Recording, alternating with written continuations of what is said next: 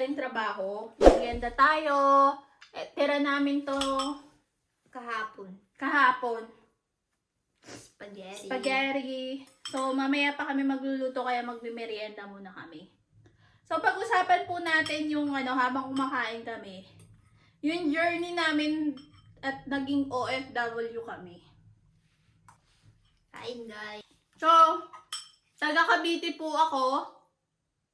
Siya, taga Tarlac. Pero ang pamilya po namin talaga is taga Tacloban. Burauen, Leyte. Siya taga Tarlac lang talaga. So, Ilocano siya. Ilocana. Ang mga naging trabaho ko sa Pinas is lahat halos is mga electronics. Nagtrabaho ako sa FCI, sa Gateway, at saka sa Laguna nakapagtrabaho ako doon. So, lahat doon ako natutong mag-soldering, yung mga experience ko talaga, soldering, tapos yun sa mga machine, tapos CNC, nagsiset up ako ng machine, mga ganon, natutunan ko yon. At dahil po sa mga experience ko na yon, natuto po ako magbasa ng mga blueprint, mga drawing, yun po, at nag-SM din po ako.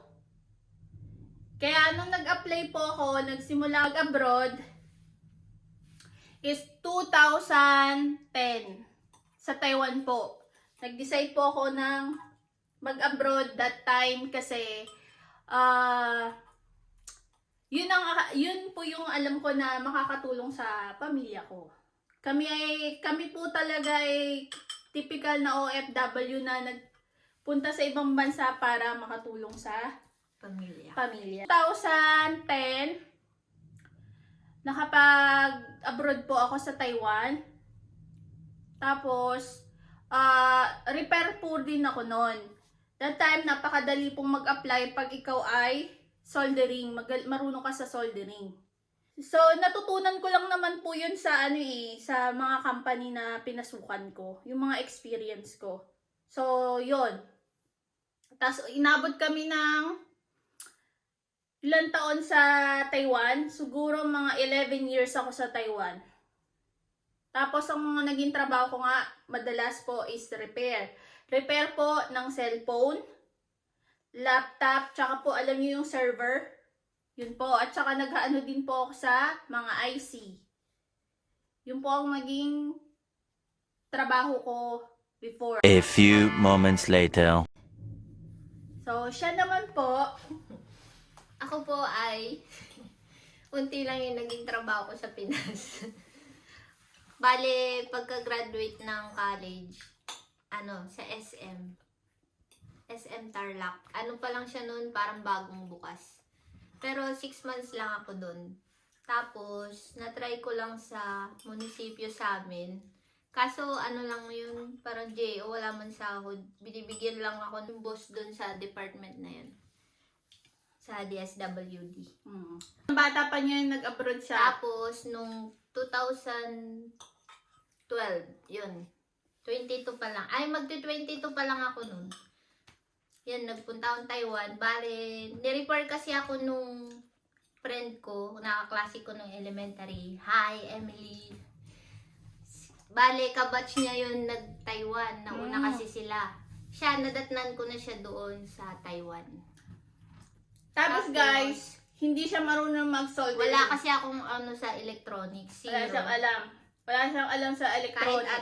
Kahit kahit pagpindot ng mga wala siyang alam. Kasi, ang naging trabaho lang niya SM, tas sa munisipyo.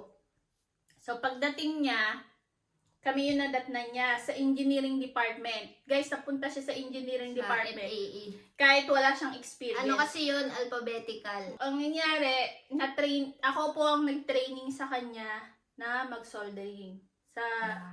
Sa madaling salita po, dun kami nagkakilala. Ako po ang nagturo sa kanya mag-soldering. Yun yung unang Taiwan ko. Tapos, kasi nalipat kami sa ibang company nung umuwi na sila. Bale, board pa lang yun ng mga cellphone ng iPhone. Pero ano pa lang siya, yung parang mga layer-layer. Yung Alam nyo nyo yun? Yung board, hindi pa sa motherboard po ng cellphone, yung pinakaloob, may mga wiring pa po Wiring yun sa loob. Sila ang gumagawa niyan. bago iPhone. siya lagyan ng mga gold na Mm. line. Sila ang gumagawa ng doon. Yun po yung naging experience niya. Tapos yung sumunod ko yun sa server na. Bali, nauna naman ako doon. Tapos magkasama pa rin kami Oo, doon. sumunod lang siya doon. Server po, yung malalaking server. Sa mga Yung- aeroplano. Oo, yung isang server na yun, talagang million yung halaga. So yun, doon kami nakapagtrabaho. Kaya medyo mas mabilis sa aming makapag-apply dahil marunong na po kami Yung sa... mga background namin. Oo, yung mga background Experience. namin is about sa mga soldering, pagbabasa ng mga blueprint, diagram, mga ganun po. Kahit hindi naman ganun ka, yung marunong magbasa. Yes. Pero nakikita kasi namin dati. Oo. Wala kaming idea doon dahil nga medyo, usisera kami. Medyo matanong. Pag wala kaming ginagawa, pumupunta kami doon. Kahit Tapos, hindi nagkakaintindihan ng check tinitingnan namin yung ginagawa nila. Hanggang sa, unti-unti namin natutunan. Hanggang pag nag-a-apply kami, sinasabi namin, alam namin. O kasi basta willing ka lang naman Oo. matuto. Basta willing ka matuto, okay lang yon. Guys, kahit wala kayong experience, okay lang. Basta ipakita nyo sa kanila na willing kayong matuto. At mabilis kayong matuto. Yun po ang naging experience namin. So, 2020, Yun. yon, Pandemic. nag-apply po kami dito. Actually, ang gusto namin talaga ay papuntang Canada. So, nung una. Kaso, that time, marami nang nangyayaring issue about papuntang Canada. Merong hindi nakakalis, may mga na-scam, may matagal nang nag-aantay, wala pa rin. Tapos, ganun po. Kaya parang nag-decide na kami na maghanap naman ng iba. Itatry lang namin. So, sinwerte kaming makapunta dito sa... Tsaka iniisip namin hanggang 12 years lang sa Oo, 12 years lang kasi sa Taiwan. Tapos ako po, mag-11 years na. Siya, 7 pa lang. 7 pa lang siya. Ngayon, ayokong antayin pa matapos yung 12 years ko. May mga pinapaaral po ako. Syempre, natatakot ako mawalan ng trabaho. Mga pamangking ko, pinapaaral ko. Kaya, kailangan makahanap na ako agad ng kapalit. So, yun. Sinwerte kami dito. Nakarating po kami ng check. May trabaho. May trabaho. Maayos naman yung nadatnan namin. Opo. Okay naman yung naging trabaho namin. Pero hindi kami same ng company pagdating dito. Pero isa lang yung agency namin. Yun po. Tsaka po, magpapakilala lang po ako. Ako po si Flo. At ako si Dayan. Yes! Actually, partner po kami, couple po kami. Mag-8 years na po kami. At sana ho, kung suportahan nyo pa rin po kami. Bali yung YouTube po namin ay sa Taiwan pa talaga yung Opo. nagsimula. Medyo wala lang ho talaga kaming ginagawa. Pasulput-sulput lang dati. Oo, yung sa Taiwan, parang, mag-try lang kami. Tapos tinigil namin. Tapos ngayon naman, dahil wala kami masyadong ginagawa, wala kaming OT. Tapos medyo natuwa naman kami kasi ang dami yung nanonood, na nagko-comment, ganon. Na natutuwa kami magbasa kahit paulit-ulit yung tanong nyo. Kahit paulit-ulit yung tanong nyo, natutuwa po kami. Masaya kami na bibigyan namin kayo ng idea or mga Pwedeng kaalaman. mga kaalaman, ganun po. Salamat po. Sana patuloy niyo po kami suportahan. 1 hour later. So guys, nagtatanong kung may pamilya kami. So may Pinas. may pamilya po kami.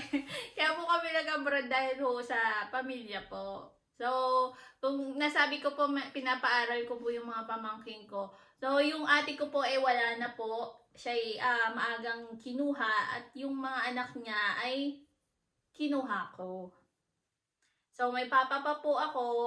Tapos, wala na po akong mama. Tapos, yun po. Buwan-buwan po ako nagpapadala. Para sa kanila. So, talagang OFW na nagpunta talaga ng ibang bansa para tulungan yung pamilya. So, may pamilya po kami. Hindi lang po kaming dalawa lang. Hindi po sarili lang namin yung Oo. binubuhay namin. Bali ako may nanay at tatay pa ako. Tapos may kapatid ako, may kuya ako at tapos may mas bata sa akin.